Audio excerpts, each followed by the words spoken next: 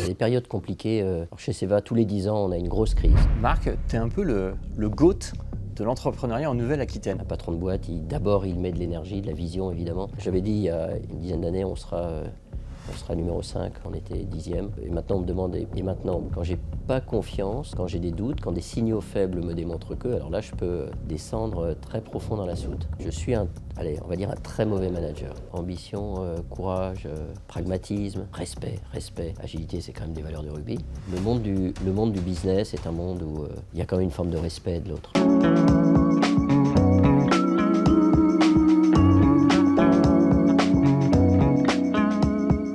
Bonjour, bienvenue dans l'émission Mindset. C'est un moment un peu particulier pour moi puisque j'enregistre aujourd'hui mon premier podcast vidéo. Je suis Yann Buanek, journaliste entrepreneur, fondateur du média économique Place Éco. Et avec cette émission, pendant 1 heure, je vais essayer de comprendre comment raisonnent les chefs d'entreprise. Comment est-ce qu'ils gèrent le stress, le doute, la peur, quels managers ils sont, quelles sont aussi leurs valeurs, leurs engagements, bref, quel est leur mindset. Alors évidemment, puisque comme tout bon youtubeur, je dois vous demander de vous abonner à cette chaîne. C'est important pour nous qu'on puisse rapidement gagner de l'audience pour que vous puissiez aussi voir tous les prochains épisodes qui vont arriver. Pour lancer cette série d'émissions, il me fallait un invité qui incarne donc les valeurs de mindset et c'est tout naturellement que j'ai sollicité Marc Prikavsky. Marc Prikavsky, c'est donc l'histoire d'un vétérinaire de terrain devenu l'un des grands capitaines d'industrie de l'économie française. Son coup de maître, avoir transformé une petite division de Sanofi en géant mondial totalement indépendant. Après avoir racheté l'entreprise en MBO, il a enchaîné les tours de force financiers pour garder le contrôle, propulsant son entreprise au 5e rang mondial de la santé animale tout en restant très attaché à son territoire, Libourne. Bonjour Marc. Bonjour. Tu es depuis 2007 le PDG de Seva Santé Animale, un laboratoire donc basé à Libourne à côté de Bordeaux. Tu emploies 7200 collaborateurs dans plus de 30 pays. Tu es également président du club des ETI Nouvelle-Aquitaine. On va en reparler tout à l'heure. Mais ton métier d'origine, donc, je l'ai dit, c'est vétérinaire. Comment est-ce que l'on passe d'un métier de vétérinaire de terrain à capitaine d'une boîte qui pèse 9,2 milliards de valorisation ? C'est la même chose. C'est-à-dire qu'une entreprise comme Seva, son travail, c'est de développer des solutions innovantes pour traiter les animaux, pour prévenir les maladies. Et donc, étant vétérinaire, je suis un peu sensible à ce sujet. Donc, en fait, je suis passé un peu de l'autre côté de l'écran. J'ai vraiment adoré le travail en clientèle. Je ne serais jamais parti, puis les circonstances font que je suis parti dans l'industrie. Et j'adore aussi l'industrie. En fait, la vie, c'est un peu le hasard, c'est de saisir les opportunités, c'est ce que j'ai fait. Mais mon métier de vétérinaire, c'est ce qui me permet à chaque fois de me reposer la question, et le vétérinaire, et les élevages, et les animaux de compagnie, et les propriétaires, ils ont besoin de quoi ? Et c'est souvent des solutions à des problèmes, des solutions pratiques, faciles d'utilisation. Par exemple, une chose toute simple, quand vous avez des maladies chroniques, et ce qu'on a de plus en plus sur les animaux âgés, donner un comprimé, c'est extrêmement compliqué de le faire à un chat. Faut qu'il soit appétant. Et l'appétence, elle est compliquée quand un chat est malade. Voilà, donc c'est des sujets tout bêtes auxquels je suis confronté comme propriétaire d'animal de compagnie et puis comme vétérinaire. Je t'explique le principe, plutôt le déroulé de l'émission. Ce sera le même à peu près à chaque fois avec chacun de mes invités. Je vais interroger 7 facettes de l'entrepreneur. Le résilient, on démarra par un moment avec une difficulté. L'entreprenant, le conquérant, le leader, l'engagé, l'homme ou la femme derrière l'entrepreneur. Et à la fin, tu verras, je fais un peu de teasing, la question qui n'existe pas. Tadadam, voilà. On démarre par le résilient. On a abordé tout à l'heure, avant qu'on enregistre, un moment difficile que tu as pu rencontrer avec une usine aux États-Unis. Voilà. Ouais. Tu te souviens d'un moment compliqué, une usine que tu as dû fermer. Est-ce que tu peux un peu nous rappeler ce qui s'est passé à cette époque-là et comment tu as vécu cette période ? Oui, alors les périodes compliquées, chez Seva, tous les 10 ans, on a une grosse crise. Voilà, et donc, chaque fois qu'on passe une crise, là on a eu celle de 18, on en a une en 2008 sur un autre produit. Donc à chaque fois, tous les 10 ans, mais la grosse crise, c'est la crise qui peut nous tuer. Voilà, ou en tout cas celle qu'on a du mal à résoudre et à fixer. Donc là, c'était une crise, je me souviens très bien, 2018, janvier. On commence à avoir des problèmes dans une usine américaine, donc en plus on n'est pas chez soi. On sait que les choses sont souvent très compliquées aux États-Unis. Et donc, on on a une inspection qui se passe pas très bien, et on décide, il fallait prendre la décision d'arrêter l'usine avant que ce soit l'administration qui l'arrête directement. Voilà, il vaut mieux prévenir que de se retrouver dans une situation beaucoup plus compliquée. Donc on décide d'arrêter cette usine et puis d'essayer de remettre à plat le fonctionnement de l'usine. C'est une usine de vaccins qui est très compliquée, donc on se retrouve pendant 6 mois, alors qu'en plus on était à des niveaux bas de stock, à gérer une usine qui ne fonctionne plus, que l'on arrête, une usine qui ne tourne pas, ça coûte extrêmement cher. Voilà, donc il faut gérer les clients, il faut essayer de reprendre la main sur le site, ce qui est compliqué. C'est très compliqué les États-Unis, hein. On a souvent une sorte de complexe d'infériorité, on a du mal à prendre la main, ce qui est un tort. Et donc vous devez faire confiance, vous devez déléguer aux bonnes personnes, vous apercevez que finalement ça communique très très mal sur ce site, hein. C'est un site industriel, mais à côté il y a les commerciaux. Les commerciaux, pour savoir ce qui se passe, ils viennent nous demander. Alors que les Américains se retrouvent tous les week-ends autour d'un barbecue.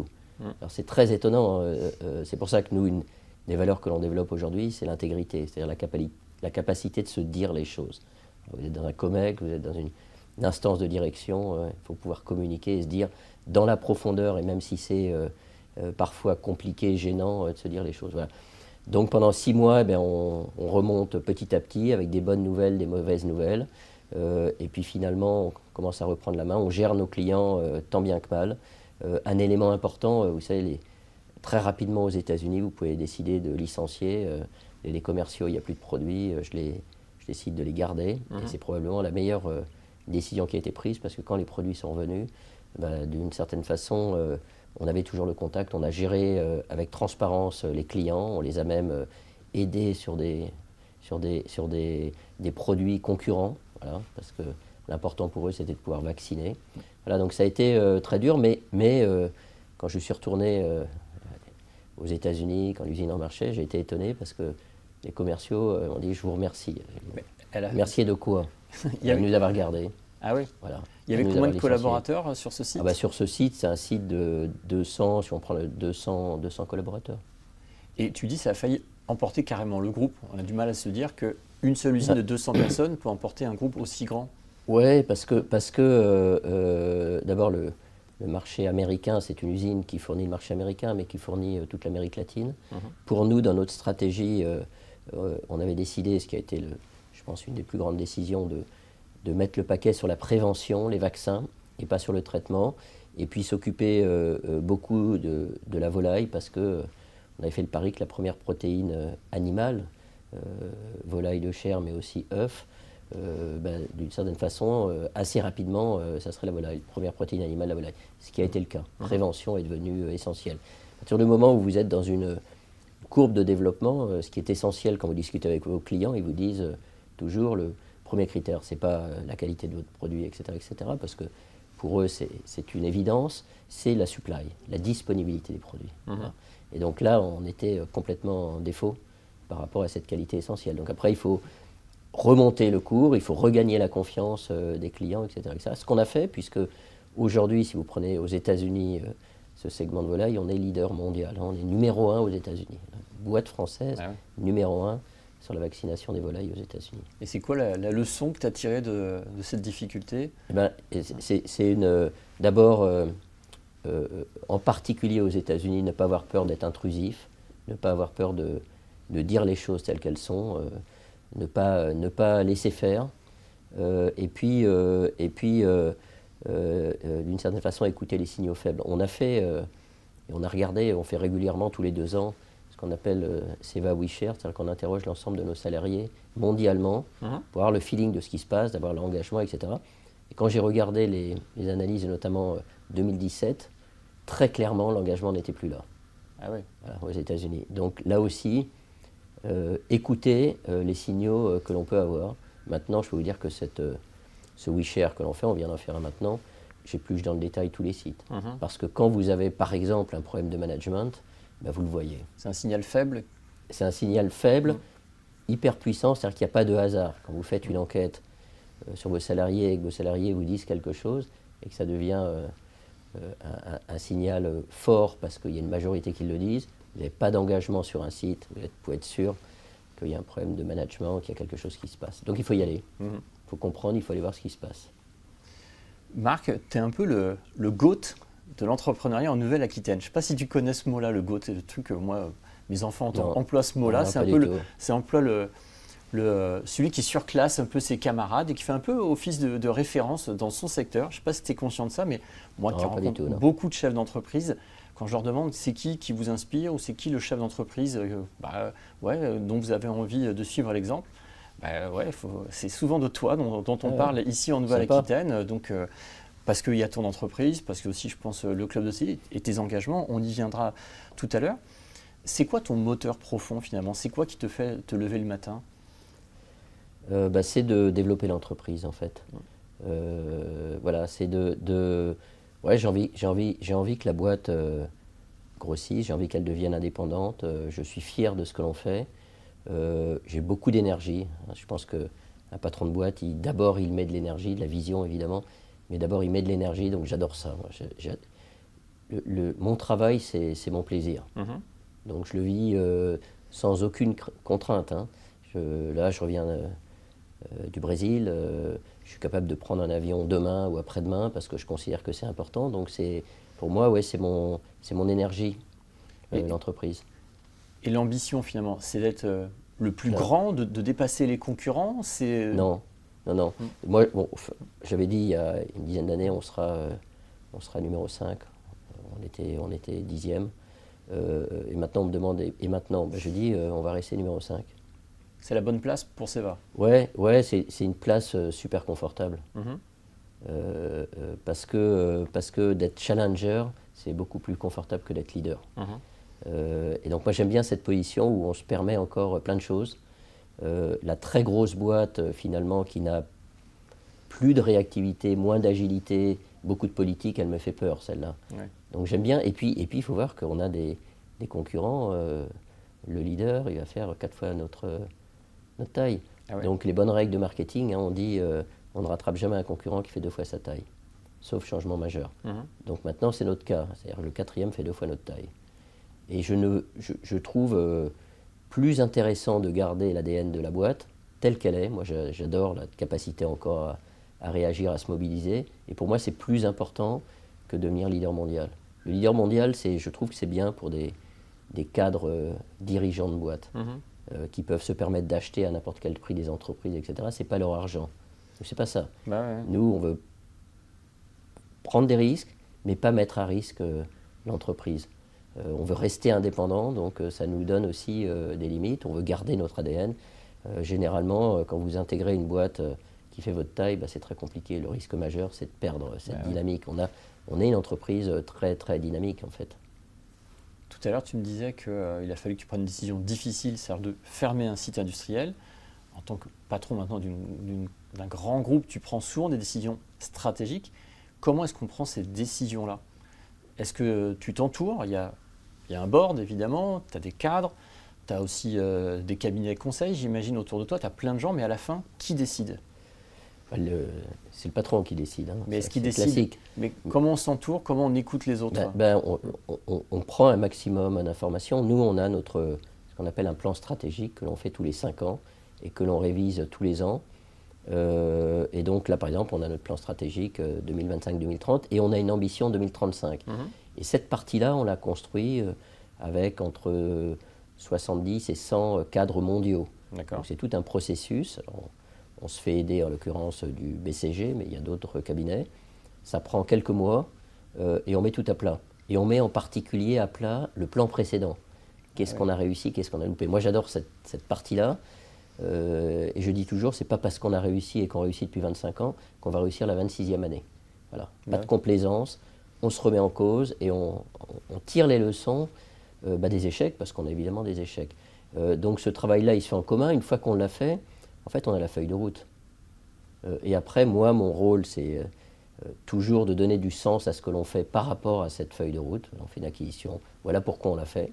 Parfois, les salariés peuvent se poser la question. Et puis le très court terme. Moi, j'adore les signaux faibles. Le budget annuel, il ne m'intéresse pas. Tout le monde s'intéresse à ça. Bon, il ne m'intéresse pas. Alors, si on n'y est pas, je vais reprendre la barre. Mais ce qui m'intéresse, c'est les petits signaux faibles dans l'entreprise qui montrent qu'on n'est pas sur la balle. Et c'est fréquent, parce que très souvent, vous apercevez qu'on n'est pas là, que le client n'est pas là. Moi, souvent, par exemple, client vient étranger, maintenant on a avec le nouveau siège beaucoup de clients, vous arrivez le matin, est-ce que le drapeau du pays qu'elle vient, le client est là, des choses, des signaux faibles qui montrent que la boîte c'est bien huilé, on est prêt, et moi j'adore ça. Donc c'est ça. Donc cette stratégie, cette vision de long terme, évidemment, c'est moi qui la porte. Elle est construite avec les salariés clés du monde entier. Et puis après, moi je veille à ce qu'on ait toujours la même exigence, voilà, qui à mon avis est absolument clé. Donc je suis maintenant des plus anciens de l'entreprise et pourtant je pense que je suis encore le plus exigeant. Je veux être exemplaire aussi. L'exemplarité, ça me semble important. Voilà, d'être capable de partir loin rapidement, d'être là le premier, de partir le dernier, c'est bête, hein. C'est même peut-être vieille école, mais ça marche. C'est-à-dire que tu arrives à quelle heure et tu repars à quelle heure? Moi, alors d'abord, très souvent, je me lève à 6 heures. Je commence à regarder. Tous les soirs, globalement, j'ai fini tous mes mails. Et pourtant, j'en ai beaucoup. Hein. Ah ouais. Et quand j'ai des soirées. Donc, si je ne les ai pas finis, je me lève très tôt. Et après, j'arrive au bureau à 8h moins le quart et je pars à 7h, 8h, ça dépend. Et pendant la période Covid, j'étais tout le temps là. Tout le temps. J'étais tout le temps là parce que je voulais que les salariés arrivant, un certain nombre étaient en télétravail, voient que le patron est là. Ouais. Alors, il faut être présent, hein, il faut montrer qu'on tient la barre. Quand on a eu cette période de Covid, je me souviens, le message du président Macron, c'est la guerre, etc. On arrive le lundi matin devant l'usine, les gens vous disent on est la chair à canon. Ah oui. On leur dit non, on est là aussi. D'accord. On n'a jamais fermé aucune de nos usines parce qu'on était là. C'est tout bête. C'est-à-dire qu'on ne demande pas à ces équipes quelque chose qu'on ne ferait pas. Ouais. On parlait des décisions stratégiques que tu peux prendre. Quand on prend ce genre de décision, il y a toujours une part de rationalité. On peut évidemment regarder des études de marché, par exemple. Et puis, il y a aussi une part d'intuition. Parfois, on sent venir les choses. Toi, tu te situes où entre ces deux principes? Moi, je me situe beaucoup dans l'intuition. C'est-à-dire que ça m'arrive de prendre des décisions contre l'avis de mes équipes. Parce que je considère que ça va nous apporter quelque chose. C'est normal, hein, je vois tout.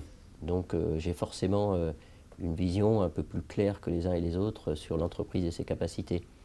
Mais c'est toujours une intuition, mais une intuition portée par la vision.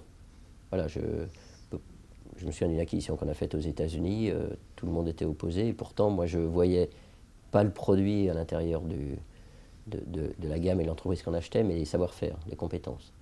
Et effectivement, et donc ces acquisitions, on en a fait beaucoup, on s'est parfois planté, mais ça nous a forcé à. C'est ça qui est important. Une acquisition, ça met au pied du mur, et ça force l'entreprise à trouver une solution, à s'adapter, à faire de cette acquisition un succès ou d'en tirer des leçons.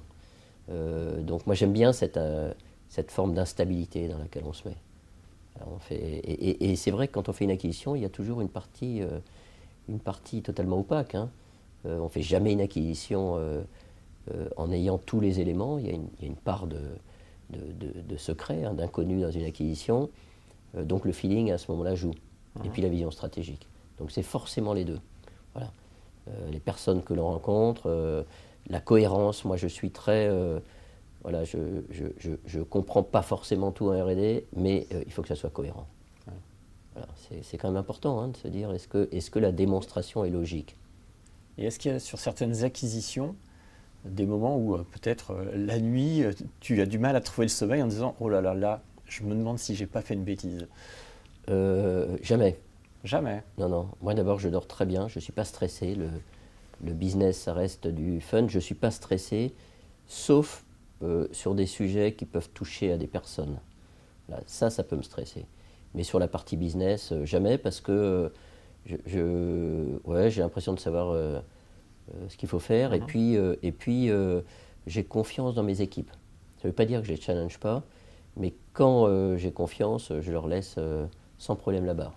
Quand j'ai pas confiance, quand j'ai des doutes, quand des signaux faibles me démontrent que, alors là je peux descendre très profond dans la soute. Perso, comment est-ce que tu gères ces situations de stress? Je sais pas. D'abord, j'ai la chance de globalement dormir extrêmement bien. Je n'ai pas besoin de beaucoup de sommeil, mais donc globalement, je récupère très vite. Et puis après, c'est faire autre chose. Voilà. Moi, j'aime bien marcher, par exemple. Moi, s'il y a un truc qui est... Parce que quand on marche, notamment en montagne, hein, Pascal disait, je réfléchis en marchant. Alors moi, je réfléchis en marchant, mais quand je marche en montagne, je réfléchis plus du tout. Ah oui. Ah ouais, parce que c'est quand même dur. Hein, donc on se concentre sur l'effort. On se concentre sur le rythme que l'on a pris, etc. Donc on se vide la tête. Voilà. Tu diriges une entreprise de 6700. Ouais, 7200 maintenant. 7200, oui, ça a grimpé. Ça grossit très vite. Bravo. D'ici la diffusion, peut-être que ce sera peut-être même plus. Hein, on mettra à jour. Je vais essayer de maîtriser les effectifs quand même. Ok. 7200 collaborateurs. On va parler de ton rôle de manager. Je me souviens que l'année dernière, tu étais intervenu sur la soirée Place Éco, au Palais des Congrès à Bordeaux. On t'avait interrogé sur ton rôle de manager et tu nous avais coupé en disant non, moi je ne me considère pas comme un manager. Ça avait intrigué beaucoup de gens dans la salle. Est-ce que tu peux nous expliquer? Moi je suis un, allez, on va dire un très mauvais manager. On a du mal à le croire en fait. Eh ben ouais, mais vous voyez ce qu'on dit, faire les évaluations annuelles, semestrielles, etc. Je le fais jamais. Mais par contre, je ne cherche pas. Vous voyez, il y a des règles de management qui sont même pour moi problématiques. Comment on pilote nos collaborateurs et souvent de la même façon. Moi, je ne cherche pas. Dans mes équipes de direction, hein, donc moi, je peux me le permettre parce que je suis tout en haut de la pyramide et puis je constitue mon groupe de COMEX. Je ne cherche pas à changer les gens. Le management, vous cherchez à changer les gens. Moi, j'essaie de tirer le meilleur de chacun des collaborateurs et je cherche surtout à les mettre à la bonne place. Donc en fait, je ne cherche pas à les changer. Le management, on vous demande de changer les collaborateurs, ce qui est pour moi une erreur. Mais en même temps, c'est absolument nécessaire dans une organisation complexe. Donc moi, je ne suis pas du tout un manager. Je m'entoure des meilleures personnes et j'essaie de les faire jouer dans la partition globale le meilleur rôle pour eux, hein, en fonction de leurs capacités. Et je prends des managers. Et eux, par contre, managent leurs équipes. Donc moi, ça me donne une situation hyper confortable. D'abord parce que je ne m'emmerde pas avec tous ces problèmes de management, de report, enfin vous voyez, tout ça qui est quand même pénible globalement. Et ça me permet de me concentrer sur, les signaux faibles et la vision. Donc par contre, je sais parfaitement où je vais emmener l'entreprise. Je sais parfaitement quelles sont nos problématiques du moment, je sais parfaitement quels sont mes produits. Voilà, donc ce temps que je libère, qui est du temps de management, dont je n'ai pas besoin. Par contre, mes collaborateurs savent exactement ce que je pense d'eux. Je n'ai pas besoin parce que je pense, et on a développé un certain nombre de valeurs essentielles, et je demande à mes équipes de direction un peu partout, hein, parce qu'on a des campus, on a 32 sites industriels, etc. Donc, l'équipe de direction, je leur demande d'avoir 5 qualités essentielles. D'abord de l'ambition. Voilà. Parce que quand vous avez plus d'ambition que de raison, vous êtes obligé de penser en dehors de la boîte. Alors, si on vous dit, vous allez faire 3% de croissance, ok, alors là, 5, 4, etc. Je leur dis que c'est 10%. Là, ça force à penser différemment. Deuxièmement, je leur demande d'avoir du courage. Alors le courage, c'est compliqué, hein, c'est une notion un peu complexe à appréhender, et puis personne ne sait, en fonction de la situation, s'il a vraiment du courage. Mais le courage, ensemble, d'une équipe de direction, c'est la capacité de se dire les choses. Voilà, je peux te dire, voilà, là, tu n'as pas été bon. Moi, j'aurais fait comme ça, comment je peux t'aider? Voilà, donc moi, je demande, on parlait d'intégrité tout à l'heure, que les gens aient du courage. La troisième valeur, c'est du pragmatisme. On ne comprend pas, on ne fait pas. Vous avez tellement de réunions, les gens parlent de trucs, ils ne comprennent rien, et ils se permettent de... Enfin, je ne parle pas de politique, mais enfin, c'est dramatique, vous voyez, quand on voit ce genre de choses. Après, la quatrième valeur, c'est le respect et l'ouverture. On peut tout faire à partir du moment où on est respectueux. On peut dire des choses directement, c'est tellement plus simple. Il faut quand même respecter la personne, faire attention à ce que l'on fait. Et puis la dernière, c'est l'agilité, parce que dans un monde VUCA, un monde volatile, etc., ben oui, on sait où on veut aller à long terme, mais le chemin, il va être forcément différent de celui qu'on a. Donc on doit avoir ce jeu de jambes qui me semble essentiel. Et donc je demande à toutes mes équipes d'avoir cette différente qualité essentielle. Mais je vais tu revenir là-dessus. Tu manages les managers quand même. Toi, il y a combien de personnes que tu pilotes directement? Alors moi, j'aime bien les râteaux, je dois en avoir une petite vingtaine. D'accord. C'est-à-dire que en fait, j'ai mes 8 membres plus moi du COMEX directement.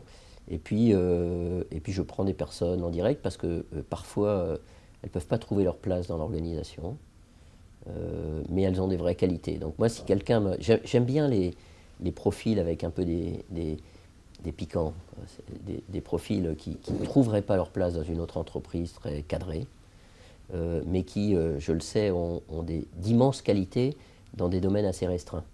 Ça, c'est une vraie valeur pour moi. Et ça, j'adore ça. Donc des fois, je prends des gens en direct parce que de toute façon, l'entreprise les tuera. Mais ils peuvent m'apporter des choses sur l'innovation, par exemple. Voilà, des trucs un peu particuliers, des gens qui ne rentrent dans aucune case. Voilà. Tu parles de ta vision du management, mais cette vision du management, elle évolue beaucoup. On n'enseigne pas d'ailleurs le management aujourd'hui dans les écoles comme on le faisait il y a 10 ou 20 ans. On parle de plus en plus de management horizontal. Oui. Tu crois, toi, à cette espèce de management ou d'entreprise libérée où chacun est responsable de sa business unit, où on supprime le management intermédiaire? C'est quoi ta vision là-dessus? Oui, alors il y a de tout. Hein, dans une entreprise, il faut quelqu'un qui décide à la fin. C'est-à-dire que le pire, c'est la non-décision. On peut prendre des mauvaises décisions, mais le pire, c'est de ne pas décider. Donc, de toute façon, il faut un chef, quelqu'un qui dit, bon, ok, j'ai entendu, c'est fait, voilà ce qu'on va faire.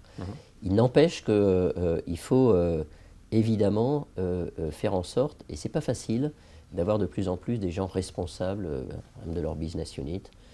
Il faut, à mon avis, resserrer les organigrammes.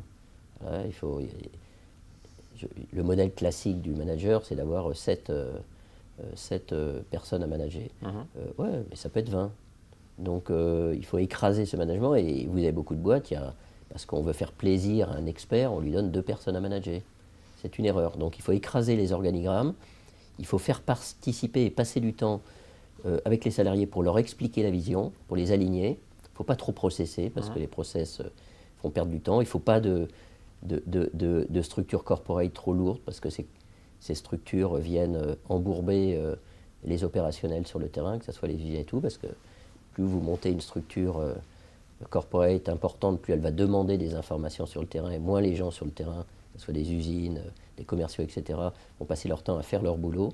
Donc il faut trouver ce bon équilibre où vous embarquez vos salariés dans une vision commune, donc vous n'avez plus besoin de processer parce qu'ils savent ce qu'il faut faire. Vous essayez de leur donner du pouvoir pour qu'ils puissent eux-mêmes prendre les décisions. Oui, moi j'y crois beaucoup.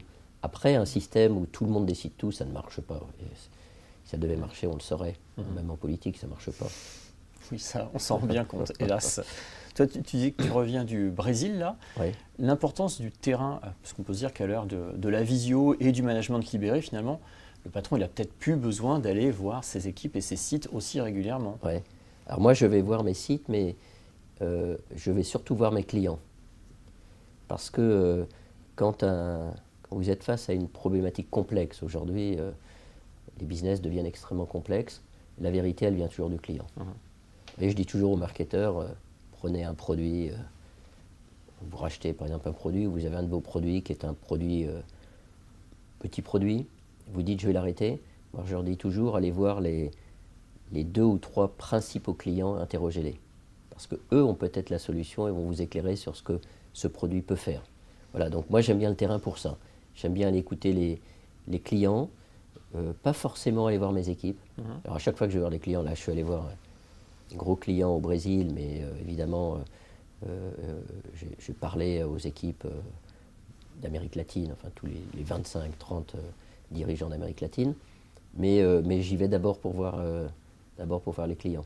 Mes managers voient mes équipes. Moi, je communique 2 fois par an, je fais une webcast avec les 7000 salariés. Je communique comme ça, mais c'est mes managers qui vont communiquer. Moi, je suis plus pertinent à aller comprendre le terrain.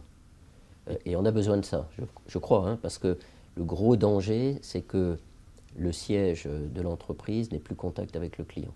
Et après, le management intermédiaire, qui est le vrai challenge des entreprises, je crois, on l'a vu d'ailleurs pendant la Covid. La Covid, c'était un moment pour les patrons d'entreprise hyper agréable parce qu'on reprenait la main sur tout, on décidait vite et on s'affranchissait de toutes les structures intermédiaires. Mais comme l'État, hein, vous affranchissez d'une partie de l'administration, pas toute l'administration, beaucoup sont utiles, mais toutes ces commissions qui ne servent pas à grand-chose, vous allez beaucoup plus vite.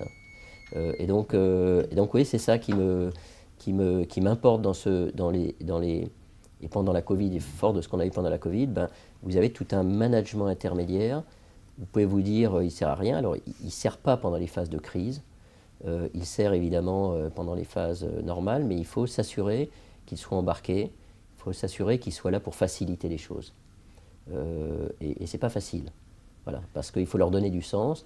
Il faut qu'ils comprennent que leur rôle est aussi important que des commerciaux ou des dirigeants ou des producteurs de produits. Et voilà. Et donc je pense que le vrai sujet aujourd'hui de beaucoup d'entreprises, c'est ça. C'est ce management intermédiaire et faire en sorte de l'embarquer dans un projet commun. Il y a beaucoup de gens qui sans doute ont du mal à comprendre le métier de Ceva Santé Animale. Tu nous parlais d'un client brésilien. Tu peux nous expliquer, c'est qui les clients dans le secteur de la santé animale et c'est quoi un peu l'activité d'un groupe comme Ceva? Alors les clients, ce sont principalement des vétérinaires, qui soient libéraux ou qui fassent partie d'organisations plus importantes. Et nous, c'est de faire en sorte de développer des solutions innovantes. Alors nous, on dit pour tous les animaux.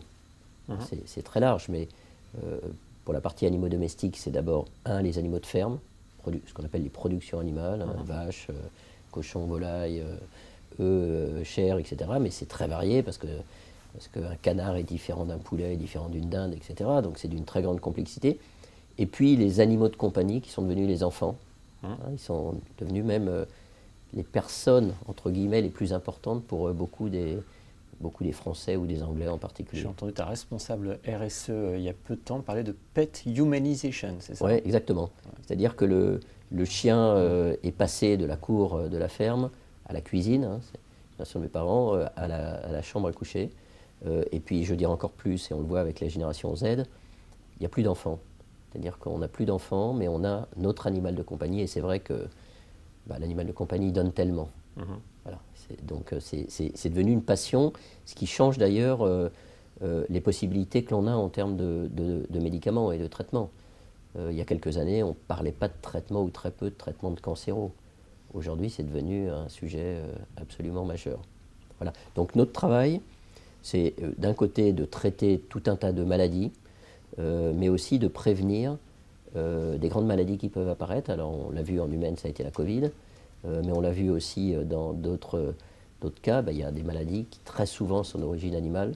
Et donc on est une sorte de frontière entre l'animal et l'homme, protéger l'animal, protéger aussi l'homme de ces maladies. 75% des nouvelles infections sur l'homme sont d'origine animale. Et puis on remonte d'un cran, parce que je parlais de tous les animaux, la faune sauvage. Vous voyez, tout le monde parle de biodiversité, mais personne ne fait grand-chose. Évidemment, le problème est d'une extraordinaire complexité. Donc nous, on intervient, il n'y a pas de modèle économique.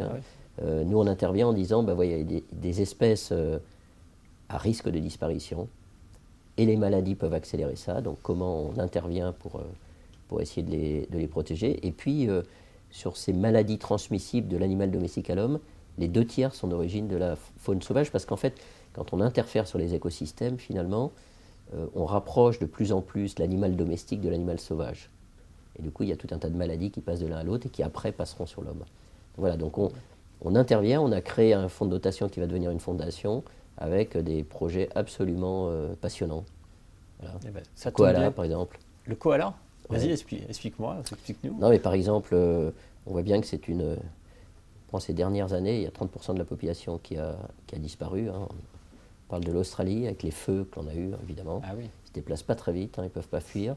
Les routes qui sont tracées fait que leur habitat est parfois détruit. Et donc, il y a beaucoup d'hôpitaux dans les zones très rurales qui récupèrent ces koalas. Et on s'est aperçu qu'ils avaient une infection, une chlamydiose, qu'en fait, ils ne pouvaient plus se reproduire. Voilà. Donc, avec une université, on a développé un vaccin. Maintenant, ces animaux, dès qu'ils sont récupérés, avant d'être libérés, vaccin, une seule injection, ils sont protégés à vie. Voilà. Par exemple, le diable de Tasmanie, il est en train de disparaître, il a des tumeurs. Alors, c'est un animal un peu symbolique, iconique de la Tasmanie. Pas très sympa, ils passent leur temps à se battre, ils se transmettent des tumeurs. Voilà. Donc là aussi, on travaille avec une université pour développer un vaccin pour prévenir ces tumeurs, sinon ils vont disparaître. Alors tu nous parles de la fondation qui porte tous ces sujets. Justement, je voulais t'interroger sur tes engagements. Alors autant le dire à ceux qui nous regardent, on pourrait faire un podcast entier sur les engagements de Ceva Santé Animale et de Marc, mais j'ai décidé, si tu veux bien, de parler de 3 sujets. J'aimerais qu'on parle ensemble du bien-être animal, on a commencé un peu à le faire, du club des ETI Nouvelle-Aquitaine, et puis du rugby, évidemment. Voilà. Pour démarrer sur le bien-être animal, tu as commencé à le dire avec ce que faisait la Fondation sur la faune sauvage, mais il y a un autre sujet plus local, que tu as initié il y a peu de temps, qui est EHPADimal. Ah oui. Tu peux nous expliquer? Je trouve ça assez original, je pense que c'est une première en France. Oui, c'est la première fois qu'on installe. Alors ouais, ça démarre d'un constat évident pour tout le monde, qui est que, et moi je l'ai vécu quand j'étais en clientèle, j'ai démarré en clientèle à Drancy, alors je faisais tous les week-ends, et j'avais pendant les week-ends des personnes âgées qui venaient avec leur animal de compagnie, et j'avais tout de suite compris que si l'animal décédait, ça serait un drame pour ces personnes âgées.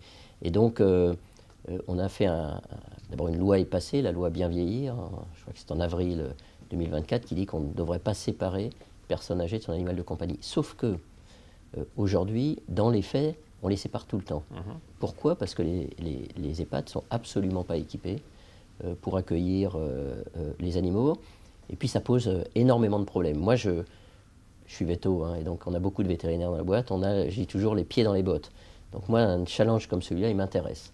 Voilà. Et donc il faut faire la preuve que sur le terrain, c'est possible. Et le pari, c'est que non seulement les animaux présents avec les personnes âgées vont faire en sorte que ces personnes vivent mieux avec les animaux et plus longtemps et dans de meilleures conditions, mais je pense en plus que ça va créer un vrai bien-être dans l'EHPAD. Ce qui n'est pas évident, parce que dans l'EHPAD, on sait qu'on a un problème de personnel, les gens n'ont pas le temps, et donc quand vous arrivez avec un animal, c'est une charge de plus. Voilà.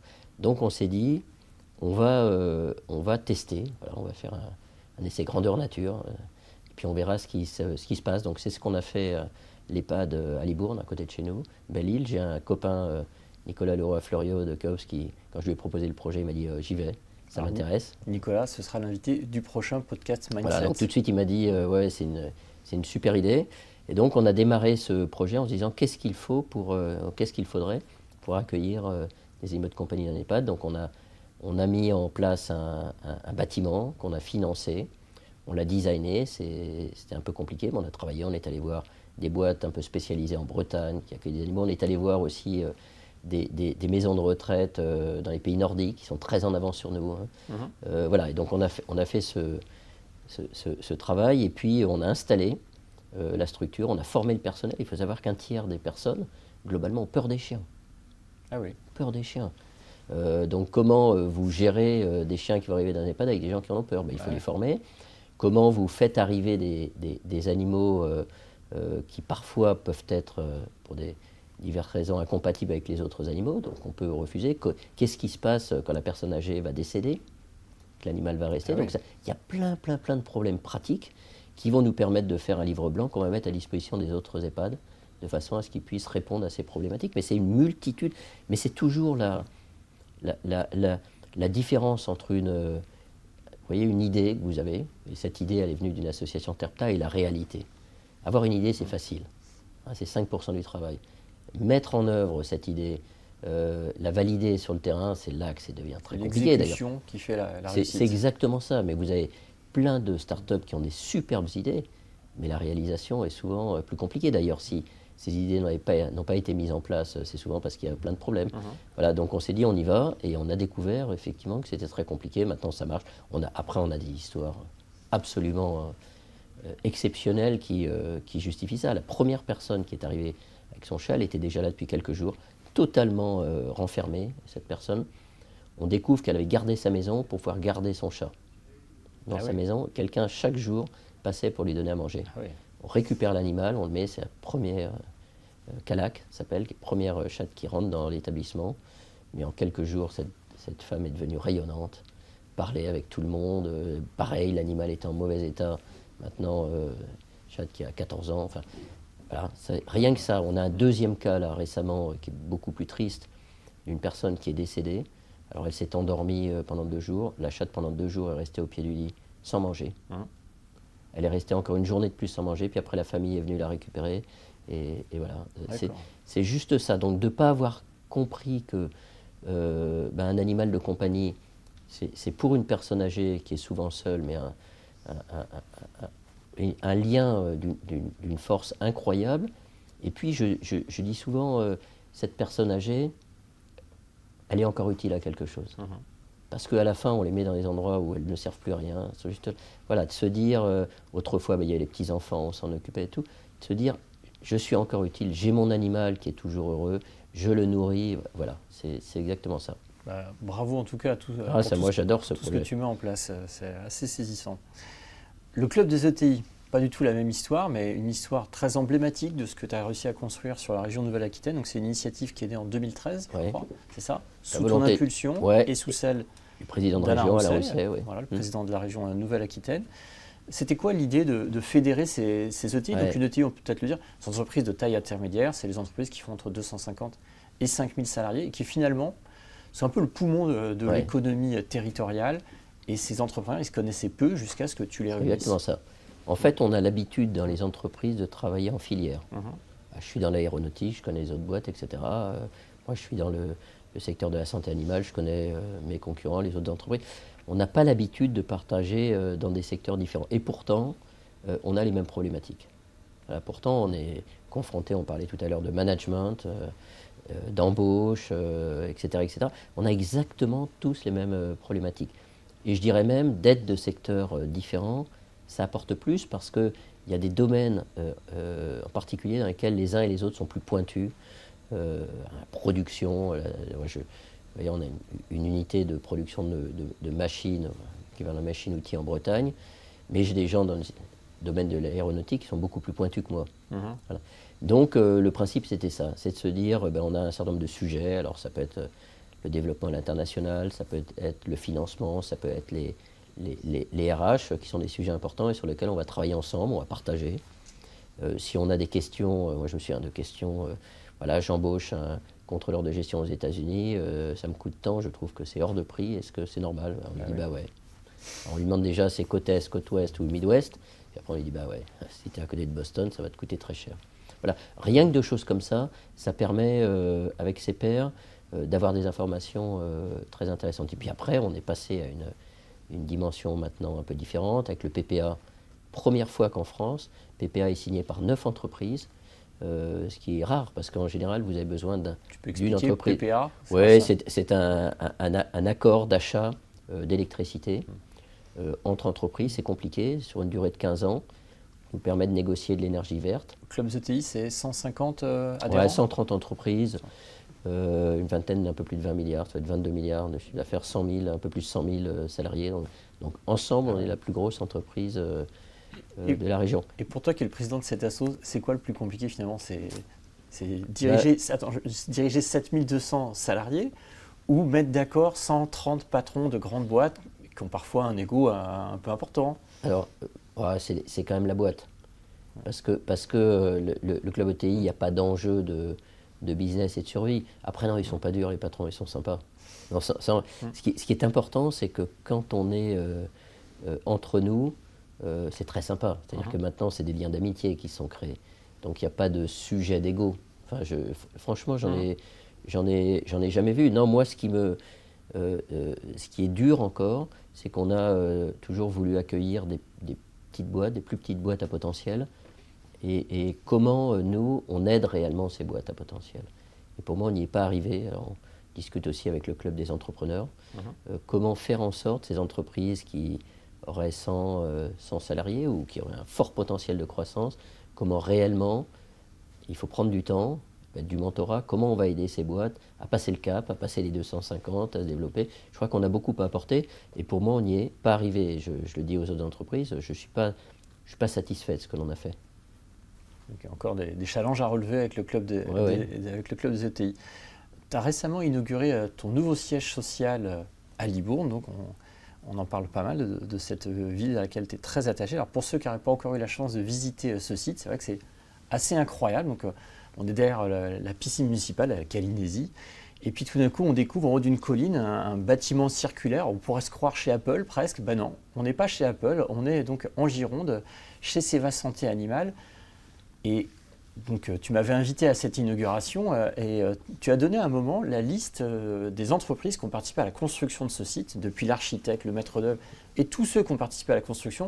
Ben, c'est ça qui m'a le plus marqué, parce qu'ils sont tous de Nouvelle-Aquitaine. Alors, comment est-ce qu'on arrive au-delà des grands principes qu'on peut émettre, à la fin, à faire un bâtiment qui est quasiment 100% néo-aquitain? C'était les conditions de départ.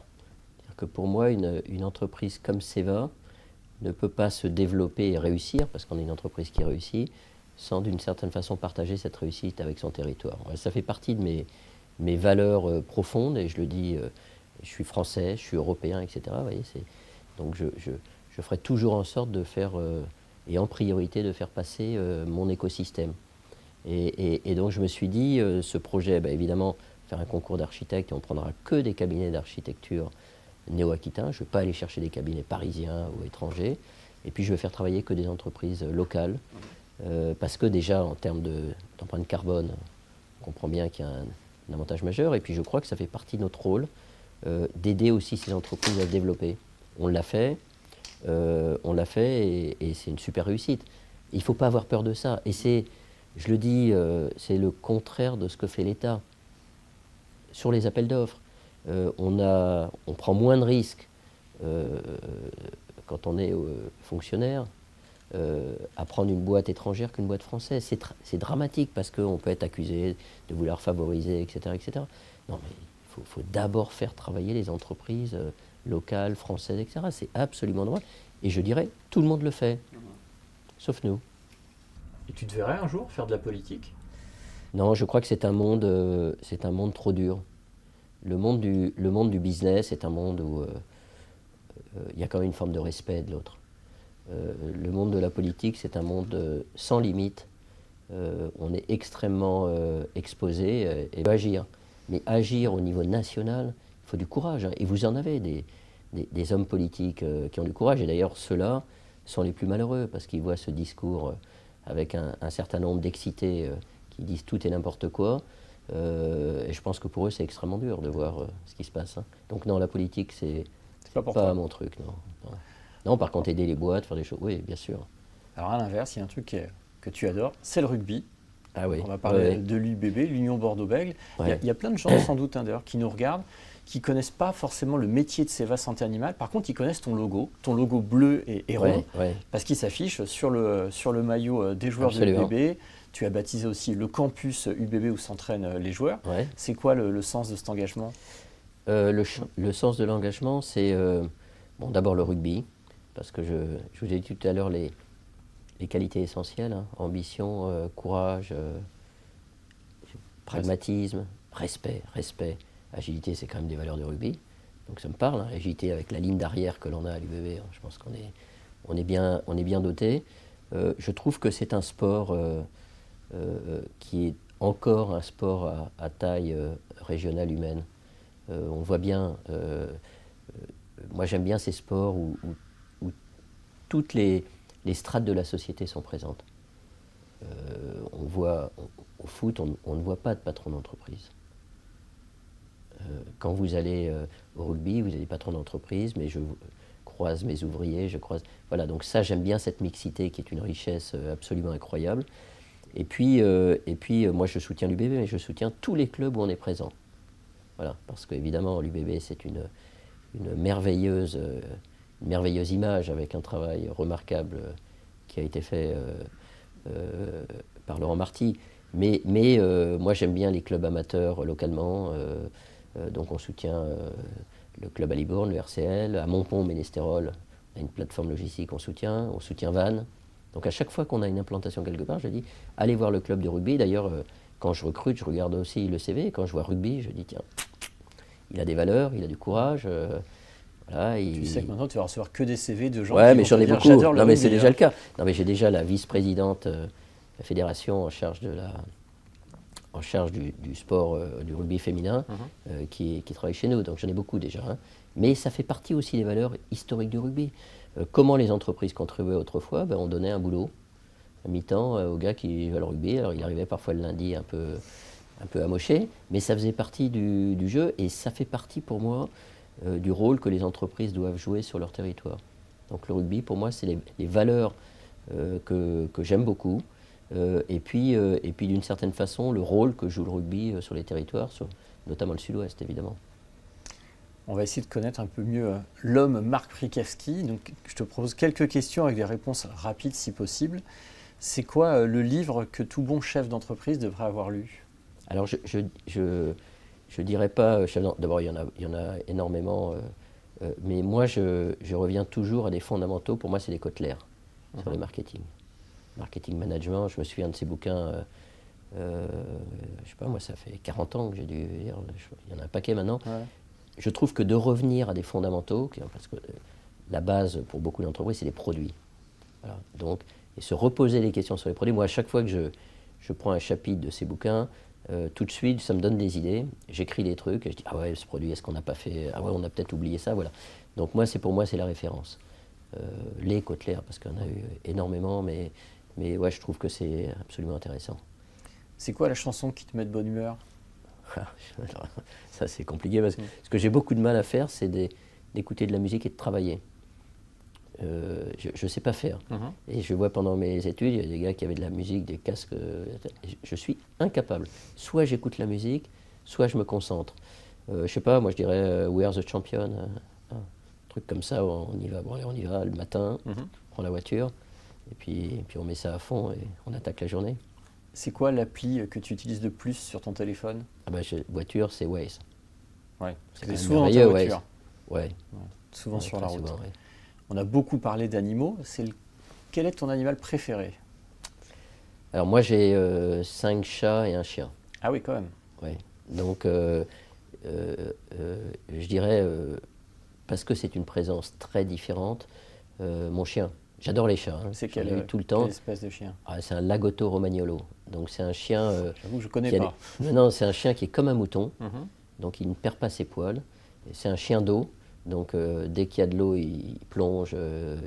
Il a vraiment une fourrure comme un mouton avec un proche de la peau une sorte de feutre qui le protège totalement. C'est un chien qui a un odorat exceptionnel qu'on utilise pour les truffes. Alors moi je m'amuse sur mon terrain, j'aime bien le saucisson à la truffe. Donc je coupe des petites rondelles. Avant je lui fais sentir et puis après je vais planquer sur le terrain des petites rondelles de saucisson. Il trouve tout le temps, que ça soit en hauteur et tout. C'est génial parce qu'il fonce et puis il passe l'endroit, il lui faut 1 mètre ou 2, il revient, il commence à chercher. C'est absolument incroyable. Le flair de ce chien. Et d'ailleurs, pendant la Covid, on a entraîné des chiens à détecter la Covid. On était connectés avec le CHU, on avait mis une zone et c'est remarquable. On n'utilise pas assez les chiens, on a toujours des silos en France, mais ce qu'un chien est capable de faire et de détecter, on le voit sur la drogue, mais vous pouvez lui faire détecter des cancers. Il suffit de trouver le marqueur, parce que chaque modification biologique a son marqueur. Voilà. Et donc si vous trouvez l'odeur ou le marqueur, vous pouvez faire détecter le chien qui a un odorat 100 000 fois plus supérieur à celui d'un humain. Donc en fait, un chien ne voit pas, il sent. Alors c'est vrai, c'est pas vrai pour les brachycéphales, pour les chiens qui ont la face un peu écrasée, mais les chiens comme mon chien, il a un flair. Alors il fait des trous partout, enfin c'est l'enfer. C'est quoi ton activité physique de prédilection? Moi c'est la marche. La marche, tu disais tout à l'heure, la randonnée, c'est ça que tu... La randonnée, je fais par exemple le GR10 en ce moment, avec des copains. Encore une fois, parce que c'est un effort, d'abord on se prouve qu'on est capable de le faire. Moi j'adore la nature, je n'habite pas à Bordeaux, j'habite à côté de Saint-Émilion, alors que je suis parisien. Donc moi j'adore ce matin, la nature, la beauté de la nature. Et donc marcher, c'est un effort physique, donc on se démontre physiquement qu'on est capable, on se prépare à la marche, et puis après on découvre des paysages qui sont absolument géniaux, quoi.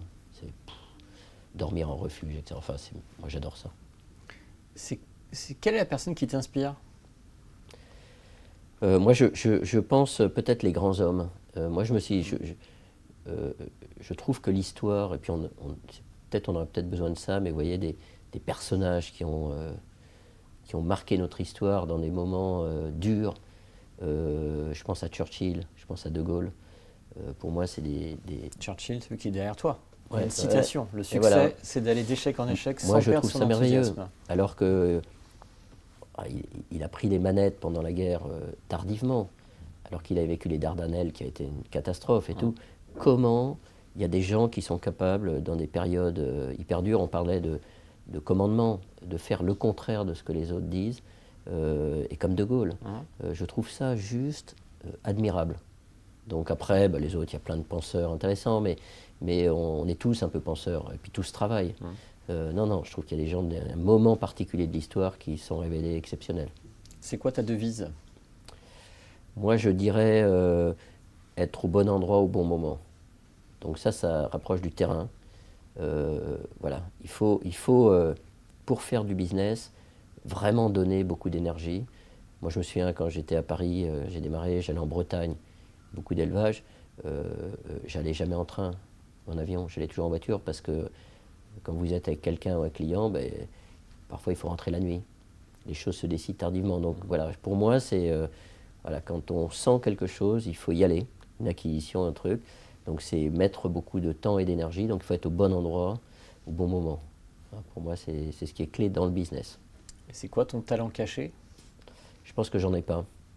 Je pense que c'est probablement un peu l'intuition, la capacité à sentir les signaux faibles, et puis après le travail, parce que je crois qu'on n'a pas spécifiquement de talent, on a le travail, et puis on se forme au travers de l'expérience qu'on a menée, mais je ne crois pas beaucoup au talent, je crois beaucoup au travail.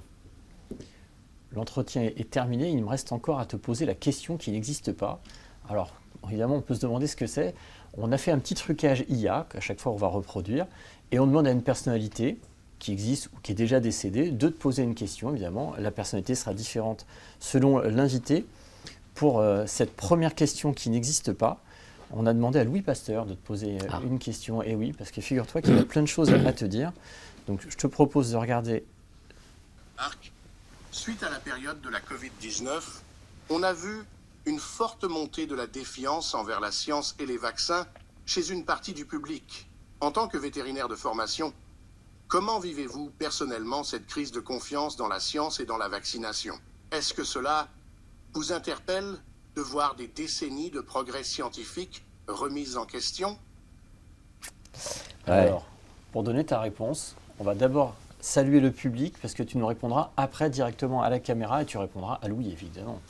Moi, je vais remercier le public qui nous a suivis sur les plateformes audio ou sur YouTube. Merci pour votre attention. Si cet épisode vous a plu, n'hésitez pas à nous laisser un commentaire pour Marc, pour moi, pour l'équipe.